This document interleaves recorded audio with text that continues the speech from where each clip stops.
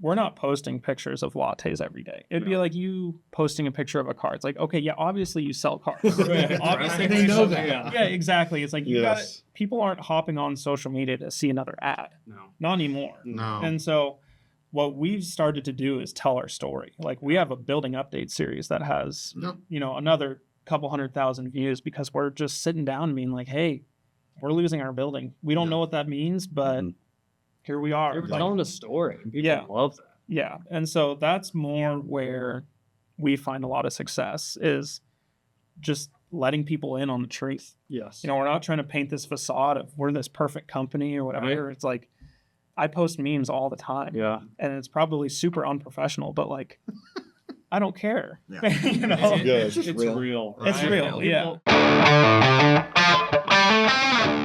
Hey everyone, welcome to Crossroad Conversations with the Lewis Brothers, where we aim to share real stories about running a successful family business, working through adversity, and pouring back into the community that keeps our door open. We're your hosts, Matt, Shelby, and Taylor, and we bring you relevant local business advice and automotive insights that are sure to change the way you look at running a business, and maybe even throw in a plug for you to do business with us. Welcome to Crossroad Conversations with the Lewis Brothers, episode 53 today. And today you may recognize a new face. We've got Isaiah here with Dodo Coffee in the house. We've told y'all for a while that our goal is to not only be able to pour into you as business leaders, but to bring you business leaders right here in the community to tell about their story, share about their success. And Isaiah, we're excited to have you here, and we'll dive into all those details today. Thanks for having me. I'm happy to be here. Absolutely. Hey, quick recap from last week. We did episode 52. That was a full year of Lewis Brothers Conversations. 52 hours minimum. That ain't bad. Just talking about what works, what doesn't, what to do, and what not to do. Figured it out progressively. I feel like getting better. No doubt. Down from the first episode, but had a whole lot of fun doing it. I've had a whole lot of people on there. I've met new people. So that's been a whole lot of fun. But, before I dive into too far into this episode, we're going to go into always checking us out there online. But change the segment a little bit. What's in the garage today? And this is probably the most popular, famous truck in Northwest Arkansas. They're going to have to right put now. this one on the screen so you can see it. They will So have if to. you're listening to this, you're going to have to stop and go to our socials and see a picture of this. Yes. But tell them what this is. It's a red and white old trucks that I call the High Boy that we've converted. We've done a conversion. It's two-tone, red and white, lifted, 37-inch tires, exhaust. It started off its debut right before the party animals got into town and somehow got on the field with them. We got it on the field. Yes. And it went to the Washington County Fair with all the farmers. It made its way to the Clothesline Fair. Just Saturday, I drove that thing in the parade, and I might as well have been driving a Ferrari F40. Like to Prairie Grove. It was a Prairie Grove Ferrari F40. It was. They were so excited about it because it's a pastime. It's like 1975 to 1979 flashback. Yeah. It is. So we've had so much fun with that. It is still available for sale. Would love to show you it, but come check it out. It's on the rock up front. No doubt. And if you want a super cab or a crew cab, we'll build that for you too. You bet. We can do it. All right, so this week we are going to break down Isaiah with Dodo Coffee. So if you haven't heard of Dodo Coffee, we've partnered with them. Last couple Fridays, we're doing giveaways. It's part of our food truck Friday, our car wash Friday. And we just here recently, we're like, Isaiah, do you want to come onto the podcast? So tell us who Dodo Coffee is and kind of get us going. Okay, so we, as a company, we hail from the Pacific Northwest, arguably coffee capital of the U.S. It's kind of the same energy that I would say Arkansas puts into barbecue. Okay. That Washington State puts into coffee. That's my comparison there. I like that. And so the company started as an idea 10 years ago. My wife and I were in college. She was working full-time as a barista. I was golfing for our college. And it was just one of those things that we had talked about for so many years. Fast forward to 2022, we end up moving to Northwest Arkansas from Washington State. And I was kind of between jobs, and we had a little bit of extra money to put into something just from the move. And that was kind of when we sent it. We said, okay, we're going to start a coffee company. And so bought a little building on MLK down in South Fayetteville, over by the Super Center. And we spent about a year renovating it because when we had bought it, I mean, it had been vacant for who knows how many It years. had been a lot of stuff, but it hadn't been anything in a long time. Yeah. It was just Right there next to Halbert's, wasn't it? Yeah. Exactly. We knew Halbert's from growing up being on the farm. So I was Oh, like, oh, yeah. yeah, it's over there by Halbert's. Yeah, he's great. He's great. And he was honestly a great neighbor for us. Like, Yeah. he was letting us use water and power and all that stuff before we had it all. And so we spent about a year renovating that building and then opened up in January of 2024. Okay. And right around that time, found out that we were borderline losing our building. They're expanding the road. expansion. Yeah, there's a road expansion happening. What they did on Weddington, they're now going to do to MLK. And because of that, we would lose our building. And so we operated that first year open just kind of under this false pretense of like, we don't really know what the next month is going to look like. We're like trying to figure out budgets and cost analysis. And like, I had never ran a business like this before. And so it was a big growing season for us. But we had a lot of success in that first year, and the community showed up and showed out. And time again, here we are, about a year and a half, working on 2 years later, and still rolling. So that gets us an idea of kind of how it started, your passion for coffee, you and your wife's passion, moving to Northwest Arkansas, the first brick and mortar. And that is kind of tricky thinking about that of like, hey, let's go all in. This is our livelihood. This is how we support for our family. But knowing that location short-lived, right? Like, so give it your all, but knowing that there's a deadline for it, right? Yeah, and it was a mystery deadline that nobody really knew was coming. And so you're waiting on the city? Or waiting on the state, waiting on the city. We don't really know what's going on. But through that whole process, we just kind of trusted in what we were trying to do. We wanted to create a really clean coffee in a really welcoming environment. So talk about that. Break down your coffee. Yeah. Where do you get it from? How'd you come up with it? What makes it different? Yeah, so all of our coffees are, I would argue that they're organic, but oftentimes these small farms don't have the funds or the resources to keep the USDA organic label. Yeah. And so we do farm direct sourcing, which is we know the farmers or we know the importer that knows the farmers. Gotcha. He's bringing the coffee in, and we're testing for mold. We're testing for pesticides. We're testing for inorganic compounds and all of those things that would deter a clean coffee or call a coffee, air quote, clean. Gotcha. And so then we take that coffee and roast it here in Arkansas. Just got a new facility down in Greenland. And so we're roasting locally and sourcing local ingredients for all of our other things. And so, for example, like our syrups are all either real syrups, like maple syrup or honey, or they are organic cane sugar syrups. Okay. And so no high fructose corn syrup, no dyes, no preservatives. Just keeping that cleanliness of the product we're putting out, knowing that when we put it in our bodies, we feel okay about it, giving it to our kids, giving it to the community. That's a really big deal, and I love that. And I asked those questions because I could kind of see it. I saw it from an outsider, and then we got connected, and then I saw your passion and kind of loved, your path in business and what you're doing.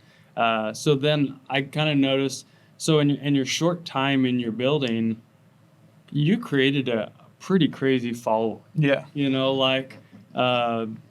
And we've seen it more and more with Food Truck Fridays. We're bringing you here of the people that come with that. Yeah. Like, why do you think that people, it's a whole lot of people who are in college, but also teachers, young adults, and maybe across the board, you know better than I do. Yeah. Why do they pick you versus Starbucks versus Seven Brew? I think there's a little bit of sense of ownership. Okay. Because when we had the building, we invited, like, as we knew we were in the final days of losing that building. What'd you do? Talk me through that. We were just like, hey, you know what? We made this analogy where our community has been built brick by brick. It was a little brick white building. Sure. And so we invited the community to come sign it. Oh, yeah. And I'll get you some photos that you can overlay this. I but want to show it because it was a lot, right? It was thousands. I mean, our building was 70 feet long on the front, and we didn't have a single brick that wasn't. It was white, and then by the time it was done, it almost looked black because of all the sharp. Writing, it was so there was a little bit of that, but then on top of that, something that my wife Sarah has done a really good job of is creating a culture that people want to be a part of. Okay.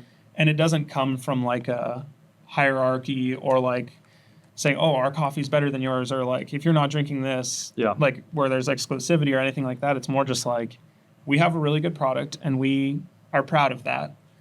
And on top of that, we treat people really well, because at the end of the day, if you have a good product, people will either go get coffee for the product or the experience. Sure. And we're trying to have both of those Love it. in a welcoming environment that's like, hey, come one, come all.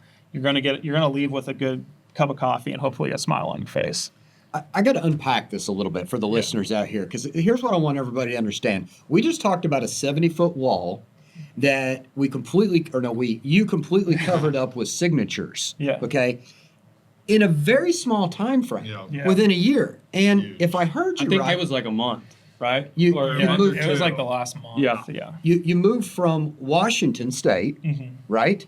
Moved to here, and then all of a sudden got a following large enough to get all these people to come out and support you. That's pretty cool. So let's back up there, because the listeners need to know there's some people out there, Isaiah, that are going, I'm trying to get my business off the ground, but I just can't create that following. Yeah. So how did you come from being an outsider and then get all these people to follow you? Like what are some of the things you did? Yeah. I would argue that we're a borderline hospitality business. Okay. Where we are Yeah.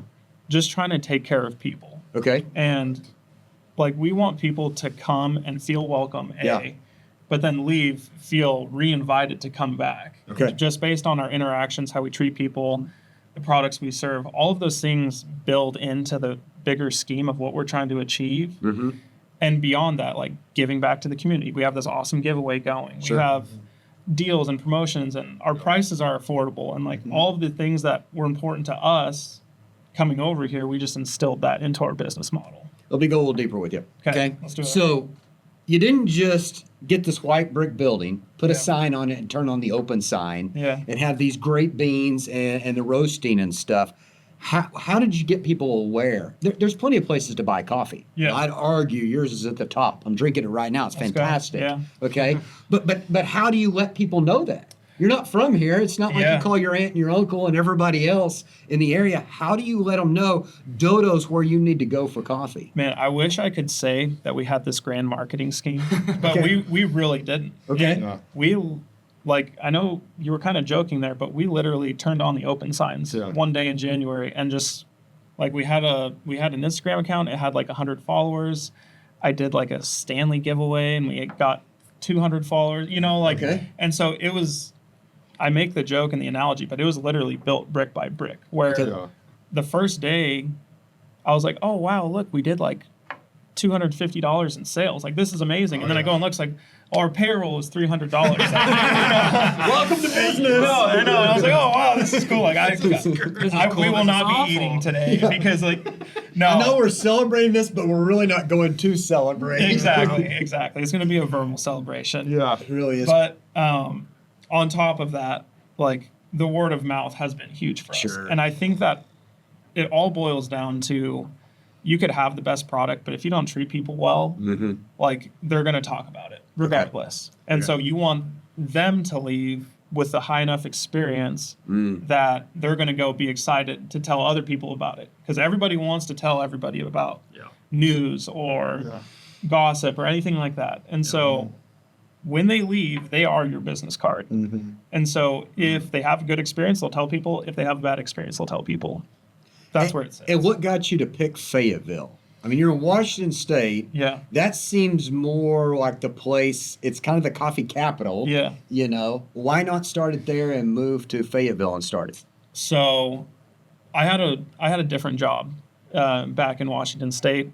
I was working on this place called Hanford Nuclear Reservation. It's essentially where they built the plutoniums during the plutonium for the bombs in Okay. World War II.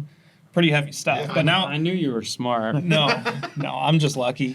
But so now it's just a big cleanup project. Okay. And so I was doing all of that. COVID hit, and it had gotten to a point for us as a family where we're just like, we want to just go try something else.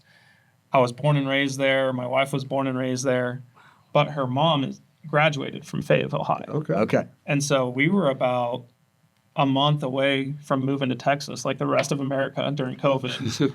And then my wife goes, well, like, what about Fayetteville, Arkansas? And I was just like, is that even still a state? Like, I've literally never been. I know. I was like, I've never even been to Arkansas. Like, Yeah. I didn't even know it was pronounced like that at the time. Sure. No, I'm just messing. But so my first time in Arkansas was literally getting off the plane with my wife and 3 kids, committed to move here. Yeah. And so it was a full send. And I think that sums up kind of how we operate. Is like, if we're going to do something, we're going to commit to it, and we're going to execute it to the best of our ability. Now, when you stepped off that plane, Yep. did you know it was going to be coffee, or you knew you were just moving to Fayetteville? No, I had a sales job. I was selling homes for a builder locally. Okay. And it was just something that I found online. I was like, well, I've always been kind of entrepreneurial, where I didn't think that this job would be forever, but we didn't have the intention of doing coffee until about December before we bought the building. So what did you go through besides that you knew that you weren't just going to be selling homes forever? Mm-hmm. How did you identify that coffee was going to be the thing for your family business? Well, we saw the market in Washington. You know, Okay. there is a coffee shop everywhere, on every street corner in Washington State. If you could pull into a grocery store, take a 360 look, and see 4 or 5 drive-through coffee shops.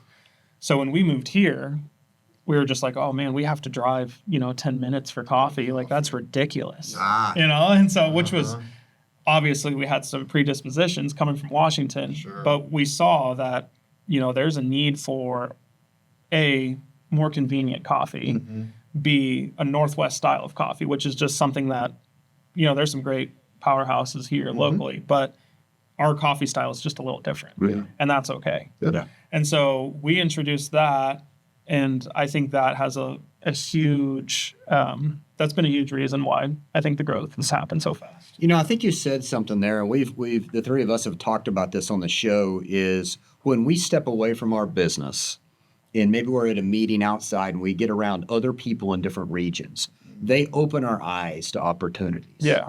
And I think if you would have asked us or native Fayetteville people, that have been like, yeah, we got quite a few coffee shops. We got enough coffee shops. Yeah. And then you come from the coffee capital, right? And you're like, there ain't near enough coffee shops. Yeah, exactly. I've been where they thrive. So you're looking from the outside in and you identify that. I think that's really important for the business leaders to listen to. You may be thinking something, but the market will actually react different. If you'll just get around different people and you can step back from your business for a second, you'll be able to identify opportunities. Right. Well, it's almost identifying a need that the community didn't know that they needed. Correct. It's like, there's a world where 20 more coffee shops can exist, but nobody's really identified that yet. They just need to all be Dodo, right? Well, I'm trying. And that's the crazy part you think about whenever I'm sitting here thinking of that. And you'll have naysayers in anything. Any business 100%. that goes on or anything else that say of any of these drive-through pop-up coffee shops are like, they're too many. They're on every corner. But yet they get put on every corner and they're backed up. 100%. Everyone's Still there selling. because the need is there. And you see that obviously from coming from an outside market. Yeah, coffee's like one of the top traded commodities on the stock market. Is it really? Daily. Yeah, daily. Yes. And so it's one of the things that people don't understand. If 70% of people drink coffee, you know how many people that is? That's a lot. I mean, 600,000 people in Northwest Arkansas. Yeah, you're talking over 500,000 people there. Yeah. Close to it. Yeah. And the crazy thing is, I don't know if it was because it was a building available or you just saw on that stretch of 62, there's a lot of people. If you've ever tried to get to work on that stretch of road from 7:15 to 8:15, you might as well walk. Yeah, it's way faster. That's why I get there way earlier. But they're, short of a McDonald's every once in a while, and they just put a Starbucks in Farmington, and there's 7 Brew coming in, but there was nothing. Yeah. Right? There was nothing to stop and get coffee. Yep. You would have to go past the interstate, which most people got to the interstate went north or south to get coffee. So I'm sure that was just a natural thing of people were like, coffee. You know? Well, we saw the traffic in the morning when we were looking at it, but I mean, it was honestly just lucky. There was a couple reasons why we bought the building, but the main one was it was what we could afford. Okay. I mean, the building was 600 square feet, rundown, missing windows, it had nasty floors. Like we replaced the subfloors, the drywall, the stud. Like we gutted that thing to nothing. And so, and did most of the work ourselves again, because that's what we could afford. And I think that's just the spirit that it really takes to get something off the ground.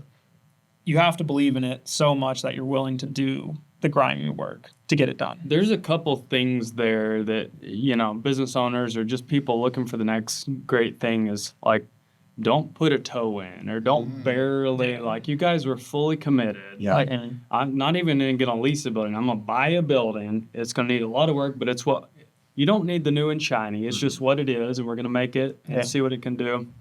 And what I love was you saw coffee opportunity, and what makes you different, and we talk about it all the time, I preach it to the team always, is they can buy a car anywhere. They can get coffee anywhere. You can get it at the gas station for 49 cents. I use this in a sales analogy. You can you can take a trash can in there and fill it up full of 49 cents. Like, they'll do it, right? Oh, yeah. Some of the trucker coffees are big. But people will pay more for your experience. And we talk about that constantly. People aren't just here to buy a car because you're the absolute cheapest in the world. It's because the experience, and when you show back up, they're like, there's Isaiah and the team. Yeah. There's the girls, you know, they remember my order, they say hi, or they're friendly, you know, they recommend this, or it's superior ingredients. That's what makes the difference. 100%. Yeah, I think I'm sitting here listening to both of y'all, and Isaiah, as you go through that, at first I thought in my mind, I'm like, there's plenty of places to get coffee, you know, within this area. And then when I really peel back the layers and I think about myself, I'm like, yeah, but I want really good coffee. Yeah. And there's not that many places I can drive to and get really good coffee. Right. Now, I'm just a straight black coffee drinker. Okay, so if I'm looking just for the really good and what you're talking about, and the details are in the beans and how you roast it, you can tell a difference there. Yeah. You know what I mean? You're a purist. That's what I call it. Yes. Coffee purist. Coffee purist. Yeah. And I won't go any farther than that, but like when you For think no about good that, reason. there's not that many places for them. No. Yeah. There's really not. So I think you've definitely identified. And not to get it conveniently. You know, it's like That's the thing. you can go find a really good cup of coffee many places here. Yeah.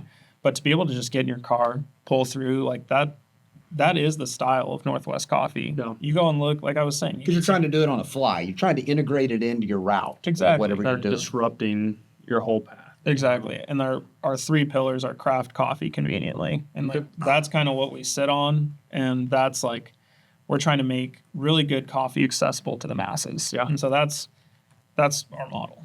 Okay, so operated on Highway 62 in the building until they finally said, hey, you've got 1 month left, right? Give her all you got. 2 weeks. 2 weeks, okay. I was giving you a little grace. So 2 weeks. And then where do you go from there? Okay, so we actually had to shut down the doors. Okay. And so we ended up, there was obviously a settlement, and like we're working with eminent domain payouts and like trying to coordinate funds and all this stuff. It's just like, I don't know. I've never done anything like that before. I'm like not even good at my own taxes. And so it's like, He pays them all. yeah, I pay them. Yeah. Here with the IRS, Yeah, he listen, pays them all. I'm pretty sure I pay them. Yeah. Someone tells you to do it. Exactly. And so, so we allocate some of those funds to buying a new property on Weddington, which is where we're building now, and we allocate the rest to starting our coffee trailer, which for us was almost a necessity because we're like, okay, we're losing this building, which is like not only our business, but like providing for our family. Your livelihood, You know, this is our whole livelihood. And so we pivoted to a coffee trailer. And if you haven't seen our trailer, it's a custom coffee trailer. Where'd you go get that thing? You text me and were telling me. Was it Nashville? It was in Nashville. Okay. Shout out Robert Walls from Aero Build. That's sweet. They make an awesome trailer. And I would encourage anybody, if you are in the coffee trailer market, Just not Northwest Arkansas. not there because it's taken. It's taken. No, and there's room for that too. Yeah. But they do a really good job of the details. Yeah. You know, and like Ooh, I like that. we went in there and looked at the trailers before we purchased one. Actually, that's not true. We purchased it online, and then we went and looked at it. But we had a buyout option. Okay.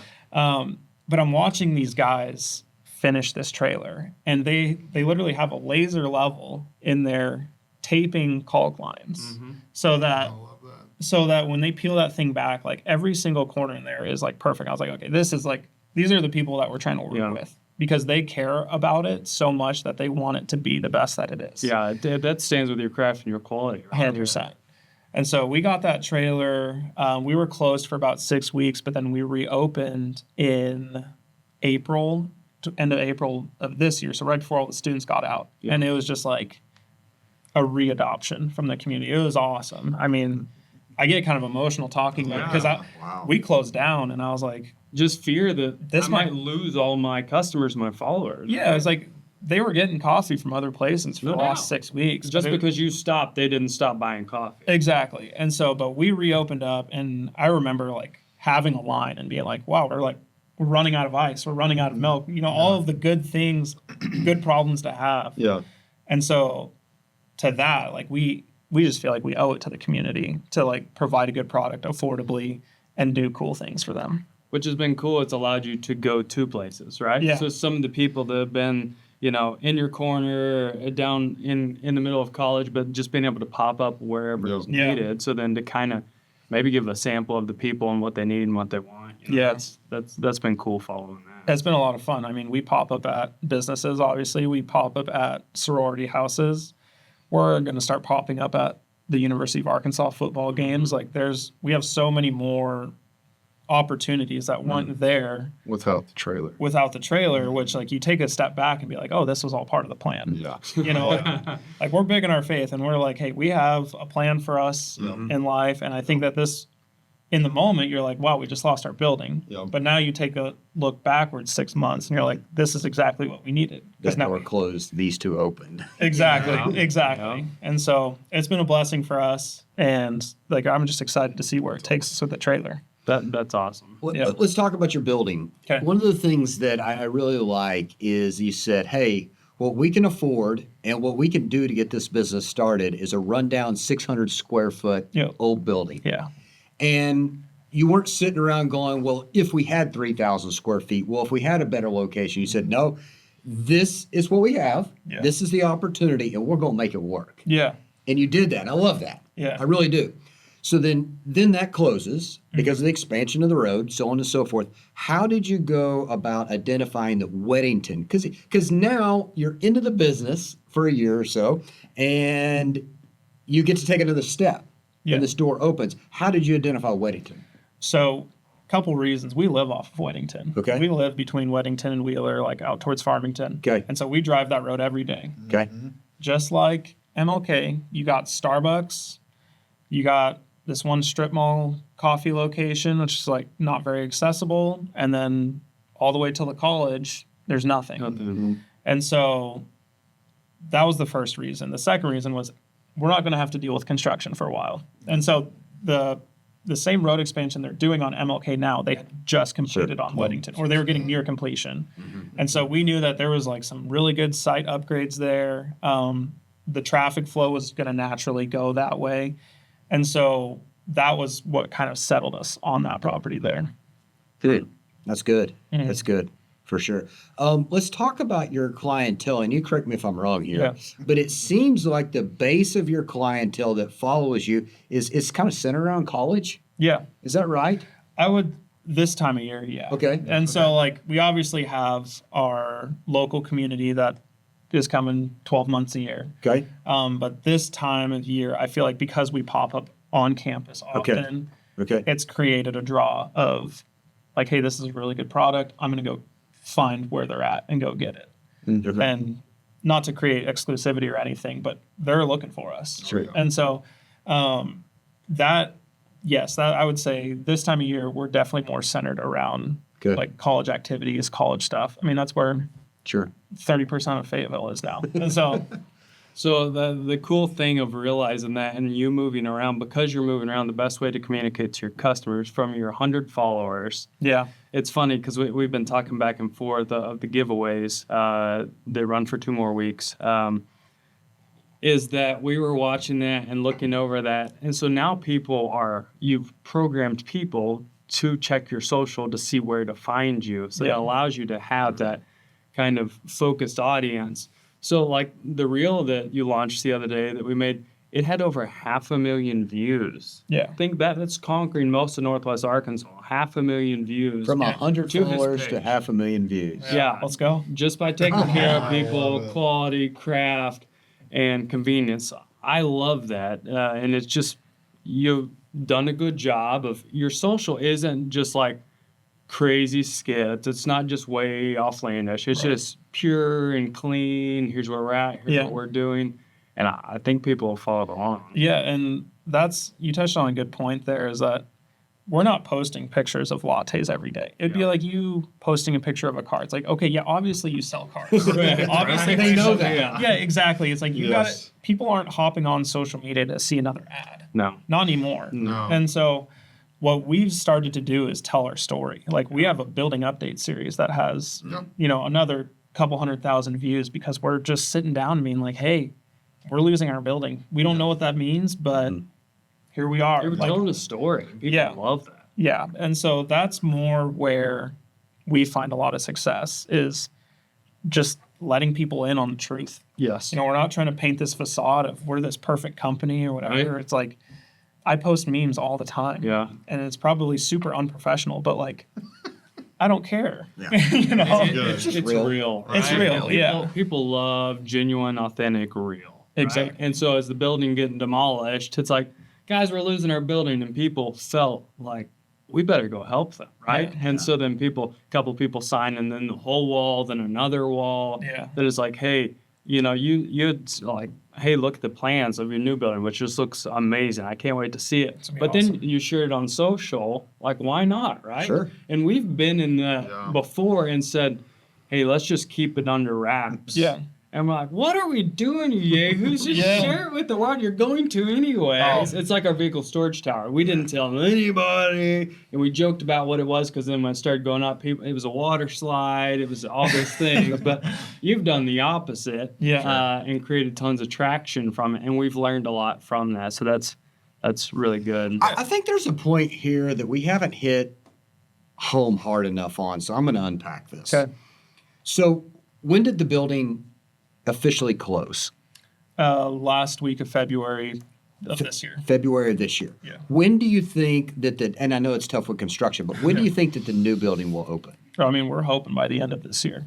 Okay, so we're talking about roughly 10, 11-ish months. Yeah. Okay, could be 12 to 14. We're Let me hoping just like give you a 6 little bit to of 7. Yeah, we're hoping you'll be faster. Ours Okay. are way slower, but it's 2 years. But here's what I want to tell everybody out there. How many people would go start a business and a year into it go, I'm losing my building.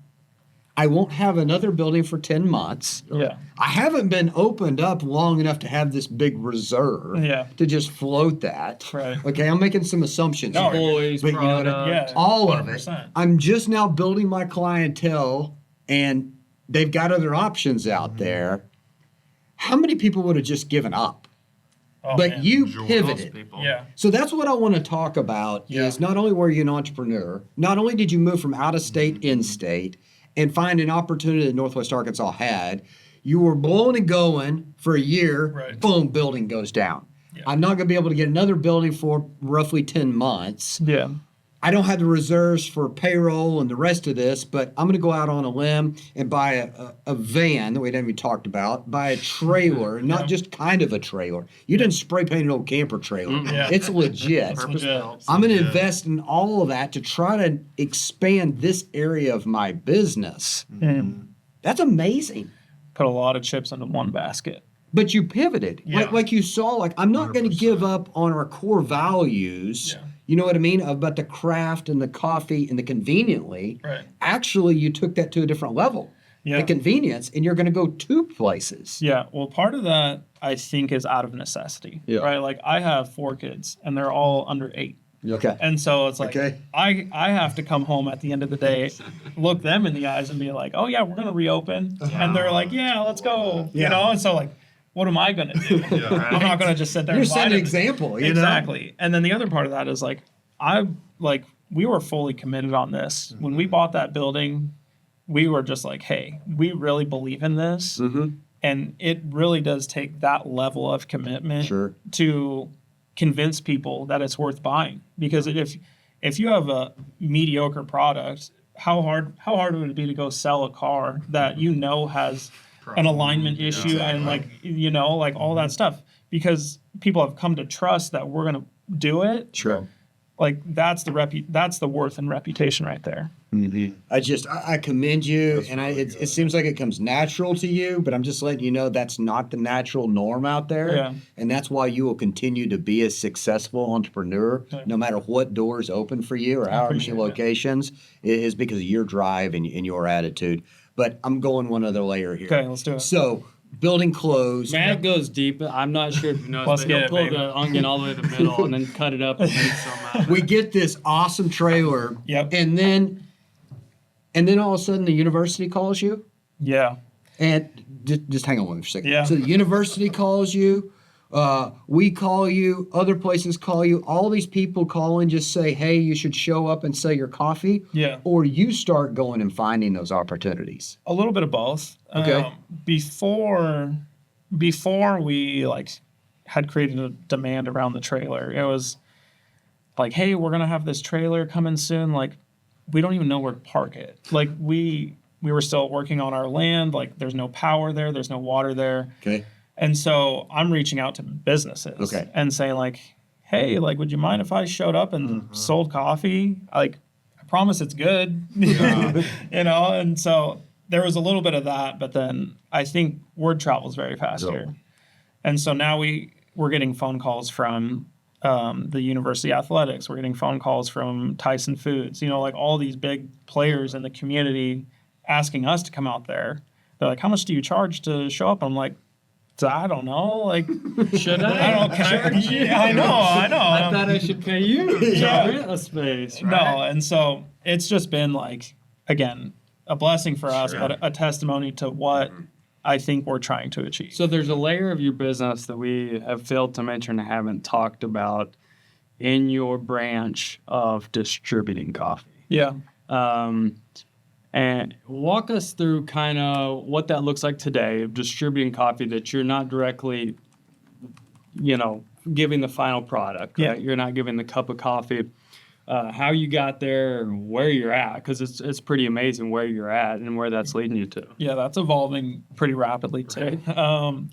So when we were first opening our coffee shop, we were like 3-4 months away.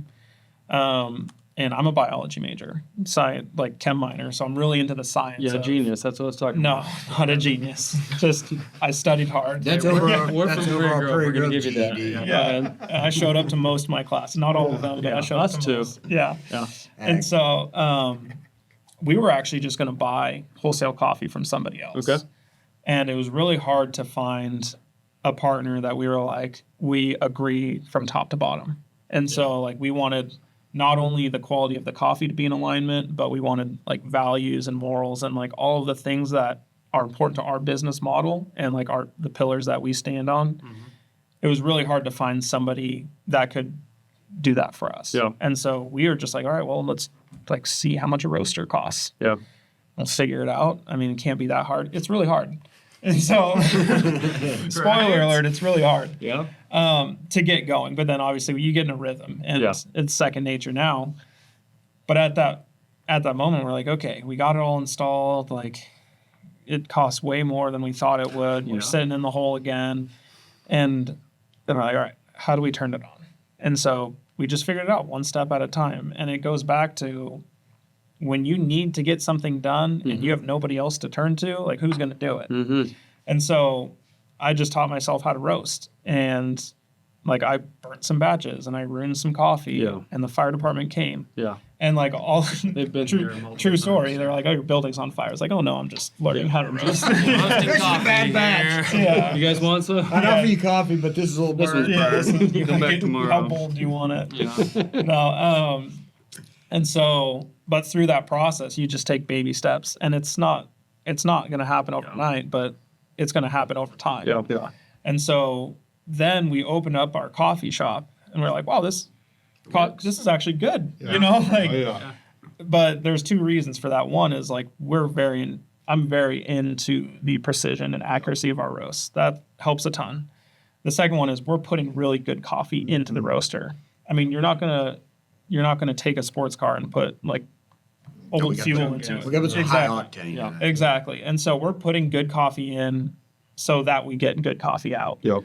And then we started making espressos and Americanos and like all the drinks. And we're just like, wow, this is actually really good. Like, let's send it off for grading, which is a coffee Q grade is a quality score that it's kind of industry standard for, I don't know, how good your coffee is against other coffees.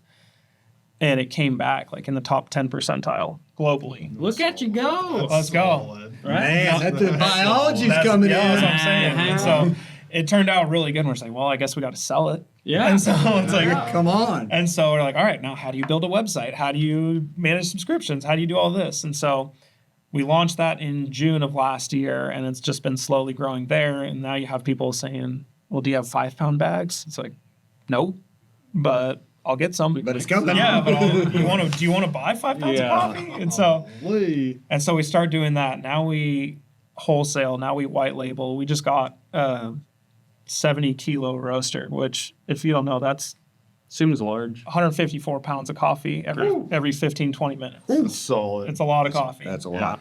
And so now we're at that point where we're starting to get national accounts, or like other coffee companies are coming to us saying like, hey, can we white label? Can you roast for us, wholesale, all that stuff? That's awesome. And so that's where it sits right now. And I don't know where it goes from there, but who's selling? Tell us who you're in sports arenas. yeah.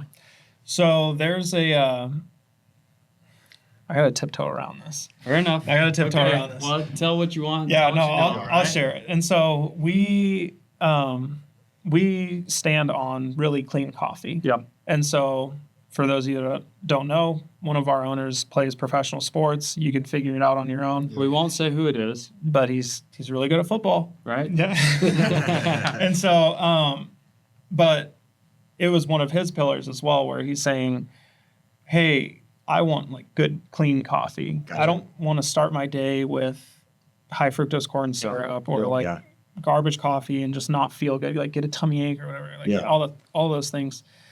And so I started reaching out to sports nutritionists on LinkedIn, and I was like, hey, you know, you are responsible for supplying nutrition to these professional athletes. Yep. Like, you're paying them millions of dollars a year. You're investing another $1 million into what they eat, when they eat, their meal schedule, their regimen, all those things. And then you let them start their day with, you know, Dunkin' Donuts. Junk coffee. Exactly. You let them start their day with a sugar bomb Yeah. that makes them feel really good for 25 minutes, but then they're like crashing in their 10 o'clock meeting. Yeah. Enter Dodo. We believe in clean ingredients. We believe in real ingredients. Like, have your players try this. Here's some samples. We've already sent them out to you. They're going to get there tomorrow. Untraded top 10 and Yeah, it's and that's what I say. It's like, look, it's really good coffee, but bear in mind, like, I'm paid to say that. yeah. And so try it for yourself. Yep. And so we've been providing for the back offices of a couple NFL teams, a couple MLB teams, NHL teams, and working on the university here. And so it's been a lot of fun because I'm a big sports nut. Right. And so, like, it's fun for me to reach out and be like, hey, you know, like I'm saying, 70% of people drink coffee. Yeah. Like, It was such a good angle, whether there was influence or not. But realizing this is the entrepreneur soul within you. If people aren't realizing this, that it was like, hey, this is a different angle. Like, why don't I go to? Because if you went to those nutritionists and said, hey, you're in charge of these people, what they eat, you know, you see a schedule of when they work out, what they eat. It's very, very, very, I think most of them are very, very well planned. yeah. But then you ask them about the coffee, and if they say yes, and like, okay, so do you let them get, you know, this, and this? I'm like, I don't really know what they get. So it makes them feel silly that they're not paying attention to that, which is a big deal, right? Crazy high, crazy low. And then you're just like, hey, here's an angle. I guess coffee will be there tomorrow. Just try it. Yeah, it's marketing 101 is, you know, you sell the problem and own the solution. Yep. It is 101, but this is natural to you. Yeah. 99.7% of people do not figure that out. Yeah. Even though they have 4 kids at home and you are in charge of that, most of them say, hey, I'm going to go and see who I can sue. I'm going to go see who I can get unemployment from. I'm going to go see who I can blame this on. Yeah. You are a rare duckling, and that's why we brought you here. Of just a go-getter and fight. So it's found you at angles all over the place. So, you know, I'm like, hey, where are you going next? What's next, right? And you're like, well, I'm working on this with Tyson, or hey, the University of Arkansas. And it's just, it's one of those things that sets you apart. Yeah, it's been a lot of fun. And one thing I would encourage for people that are like trying to do sales is don't sell it. Right. Like, you tell them why it's worth buying, and then leave it up to them. It has to be their decision. Yes. I'm not going to call their chef, 'cause he's probably the coffee buyer, he or she is the coffee buyer, and be like, oh, hey, my name's Isaiah from Dodo Coffee. Like, you should really try our coffee. They get 50, How many of those? 50 of those calls a day. Yeah. You know, it's like extending your car warranty. You know what I'm saying? It's like, Let's help them solve a problem. I'm hanging up immediately if somebody calls me with that. and so we're going like behind the scenes. Sure. Saying, hey, this is why you should provide good coffee, and here it is. Now I'm going to let you connect those two dots. It's so good. It's no different than when you showed up and gave some of the guys some of your cold brew. They were like addicted. They were like, hey, when's Isaiah going to be back? We need some more of those growlers. Like, they were so. And I was like, hey, make sure you pay him for those. I'm sure he gave you a free sample. Pay that man because he delivered it. It's quality product. And they're like addicted. They're like, I appreciate it. I know. We have our best days here. right? Such good stuff. Now, hey, we got to put you a couple of segments we have during the podcast is we have fun fact quizzes, okay? So you get to be involved in this today, right? Let's do it. And we only get the answers right sometimes because they're on the screen. Okay, I'll look away. So here we go. All right. What year was the first business computer introduced for commercial use? What year was the first business computer introduced for commercial use? I'm going to say, is this for me to answer? Yeah. Yeah. I'm going to say it was IBM. Okay. Okay. I'm going to say it came in on a semi-truck. Okay. It was probably like 1952. Oh. Number one, you were way smarter than we are. Yeah. Okay. The answer is 1951. Oh. You were 1 year off. It was a leap year. God. It was a leap year. Oh my gosh. Now, unfortunately, IBM may have bought this company, but it was Univac, Okay. which I've never even heard of. It was the first computer sold for business applications. Guess to who? The U.S. Census Bureau. No, that checks out. I know. Yeah, that checks out. How that helps our business or yours, I don't know. Yeah, that's but all it's just good. a break in the podcast of fun data as well. The next part I want to dive into your wife, Sarah. Yep. Right? Okay, she's in the business with you? Oh, yeah. Okay, so let's talk about that dynamic. We're in a family business too. And so how do y'all figure out what you do and what she does? Yeah. And then when do y'all collaborate together? We, I think the most important thing is to figure out each other's strengths Okay. and feed them. And so my wife, Sarah, she's really good she's made all of our recipes. Yep. She had worked in coffee, so she set up our entire flow for our kitchen. She knows exactly where the espresso cups need to be drying. She knows where the cups and lids needs to be, or where they need to be. And so she's really good at that, scheduling recipes, keeping us very organized from an operational, but as a company as well. Okay. I'm just a golden retriever, and I like going out and getting new leads and doing those kind of things. And like, I worked in sales, I like meeting people, and so I am very relationship based. Okay. And so and then where we connect is really, that's why we started this business, is we wanted something that we could both do together, that we could take our kids around and all that stuff. Like, if you come by, my kids are probably running around with no shoes on, and like, Yep. they're a part of it. And I think that's the beauty in what we get to do, and that's why we're so passionate about it. Is I've worked the corporate job, I've worked the sales job in a awful office, like where people are just miserable all that. And it wears off on you. And then you come home upset and grumpy, all these things, because not at your family, but that's who absorbs it. Yes. And so we sat down when we were really looking to start this. We're like, okay, what are we going to do? Because I don't want to do this anymore. And you don't want me to do this anymore. And so that is the collaboration, is we're trying to do this together for each other, and it's been rocket fuel. So she's setting up the flow Yeah. inside, whether it be the building or the trailer. Yeah. You know what I mean? Making sure the efficient process. Yeah. And we're not going backwards to go forwards. Right. You're making the relationships out there. She's helping with the recipes. Yeah. But you're learning how to actually roast the beans. Trying. They're trying. Well, it's gotten pretty good. Yeah, it's gone pretty good. Yeah. Yeah. When have y'all ever had a situation where you're each working on something and you're just hitting a roadblock? And you're like, man, sir, will you just take a look at this? I've got a mental roadblock here. She's Yeah. like, hey, Isaiah, will you look at this? Yeah. I think what she does a really good job of is letting me know what's important and like reminding me what's important, because a lot of my issues or frustrations come from me chasing something that's either unrealistic or unattainable.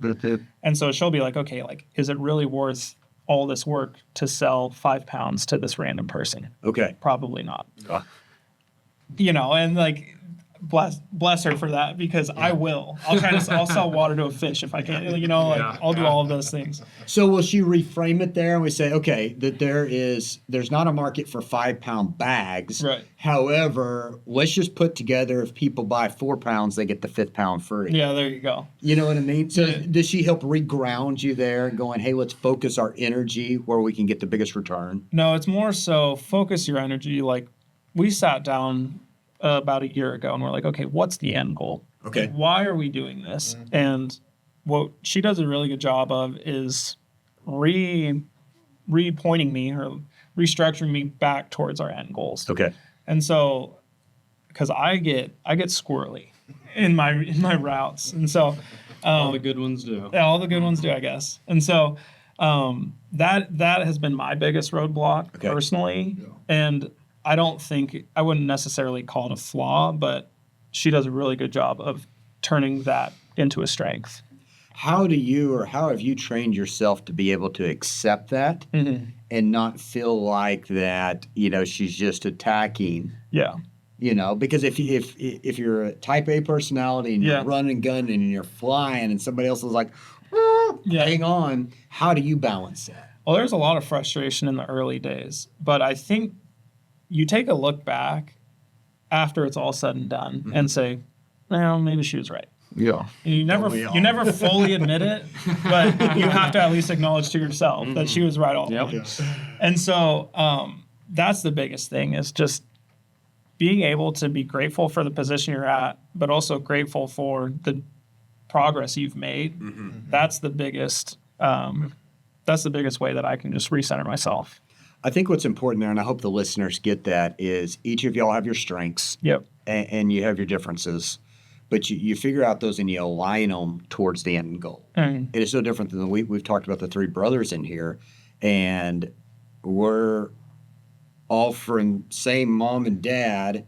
However, we still have the different strengths and weaknesses. Yeah. And it's how do we use those for the benefit of the end goal? Yeah. And there's times when each of us needs to take a back seat and support because the other one's more passionate or they have a better skill set in that area. Right. And it's okay, It's totally okay. you know? And to say that it's not okay is just negligence, you know, and like saying that one person can do it all, it's not true. I mean, business is a team sport. And if you don't have everything in alignment, then it'll fall from the bottom to the top. Like if you guys have probably the cleanest facilities I've ever seen for like a business this size. And that's credit to the people that take care of the building. You know, it's like you can't sit here and be like, oh, look at me, this building's so clean. It's like, I didn't do that, but our team did that, Yes. and we have achieved this together. Yeah. And so that's the biggest takeaway there. Yeah. No doubt. That's important to Mm. learn everyone have the same goal and work together, right? But then Exactly. we're all going to work on different projects, Right. You know, that support their what they like to do, so they're not just working. Right. Right. Hey, Isaiah, what have you seen in your growth in building and everything else? What's been some obstacles that have popped up that you weren't necessarily planning for? It's been the biggest ones. I know there's been I'll say we several, lost a building. obviously. That was a pretty big one. I mean, besides And we that, talked Yeah. we talked about the building, but anything else that maybe not as big, but that's been Yeah. something that's definitely made you step back and think, hey, Yeah. I have to adjust here. I think when we were first when we were first starting out, I was just so excited to have staff that I would bend over backwards for them for anything. You know, it's like, oh, hey, I actually can't come to my shift tomorrow morning. It's like, oh, it's okay, I got it. Yeah. You know, that's fine. Like, if that's who you are, that's fine. But it put me in a place where I was then picking up everybody else's slack, and the company stalled. Yep. And so, not necessarily being a yes man for me has helped out a lot, but teaching accountability, being like, hey, you signed up for the shift. Yes. You are scheduled for it. You had plenty of time, all of those things. This is just one example. Yeah. But being able to hold people accountable and not do it out of a place of judgment or hate, but saying like, hey, I want this company to succeed, so we all have to do it. Yes. And like, this is your part. Yeah. And if you have an issue with that, like, I will find somebody that can pick that up. And so at the end of the day, nobody wants this thing to operate better than me, my wife. And so those are the important things, is just getting everybody pointed at the same thing. That's so important for business owners to realize, and you hit the nail on the head there. So many people want it to succeed, and it's not that they're not trying to put their all into it, right? But you hit the key of it stalled whenever you were fully maxed out at your capability. Yeah. We've talked about this in previous episodes of even our best is not better than 10 other people at 50% of what you could do, because they're 10xing, 5xing, whatever it would be. Right. So that's so big that you realize that we're able to step back, pivot, and say, hey, I need your help here if you want to be on this with me. Absolutely. It was huge. Yeah, and that's one of those things I love that you say that, of being a yes man and like, yeah, I got it. You're a nice guy. You know, of always being that way. We talk about often of the difference between being nice and being kind. Mm-hmm. Nice is nice, right?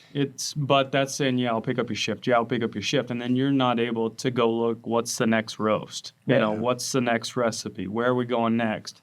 And so then you can still have the feeling of nice, but being kind is kindly saying, no, this is what you signed up for. Yeah. I appreciate you. We still think you're one of the best, but I need to know you're fully committed like I am. Yeah. And it's so hard to get a manager to understand that there's a difference between nice and kind, and it doesn't have to be delivered differently, but the expectations has to be different. Like, not that, hey, it's okay, hopefully you can make it tomorrow. It's like, no, I need you here today. Yeah. We look forward to seeing you. If there's something going on, let me know so we can help you.